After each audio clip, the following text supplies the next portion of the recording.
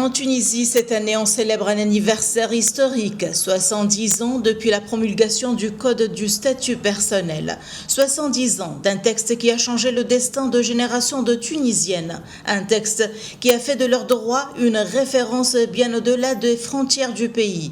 Mais il existe parfois un vertige entre ce que dit la loi et ce que vivent les femmes. Et ce vertige aujourd'hui porte un nom, la violence. En 2025, 30 femmes ont été tuées en Tunisie, selon les données présentées par l'association Aswat Nissé. 30, un chiffre que l'on peut lire en quelques secondes, mais derrière ce chiffre, il y avait 30 vies, des femmes qui avaient une voix, des projets, des proches, un quotidien, jusqu'au jour où tout s'est arrêté. Et pour 5 autres femmes, la mort n'est pas allée jusqu'au bout. L'association a révélé une hausse continue du nombre de féminicides au cours des dernières années. 6 cas en 2018, 25 en 2023, 29 en 2024, puis 30 en 2025. Aswat Nissé met en garde contre la poursuite de cette tendance à la hausse qui reste particulièrement préoccupante. Nous appelons les autorités à mettre en place un plan national pour lutter contre les violences faites aux femmes, à renforcer les actions de sensibilisation et à intensifier les mécanismes de prévention et de protection. L'absence d'application effective des lois ainsi que le manque d'évaluation de leur efficacité reste préoccupant.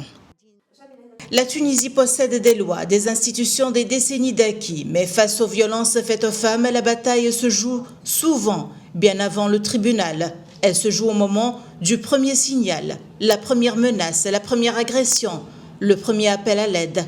C'est précisément sur ce terrain qu'Aswat Nissé veut agir. L'association a annoncé le lancement d'une nouvelle plateforme consacrée au signalement et au suivi des violences faites aux femmes.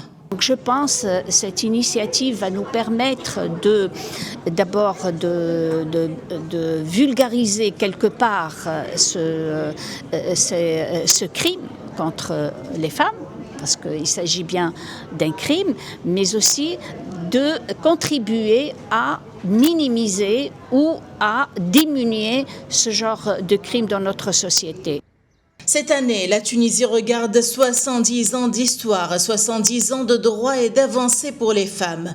Mais derrière ces acquis, une autre réalité persiste, celle de femmes encore victimes de violences, parfois jusqu'à la mort. Le progrès ne se mesure pas seulement au nombre de lois adoptées, il se mesure à celles qu'elles protègent, à celles qui rentrent chez elles vivantes. Parce qu'au fond, derrière chaque femme tuée, il y a une vérité que les statistiques ne pourront jamais raconter. Ce n'était pas un chiffre, c'était une vie. Et une vie sauvée vaut toujours plus qu'un chiffre de moins dans un rapport.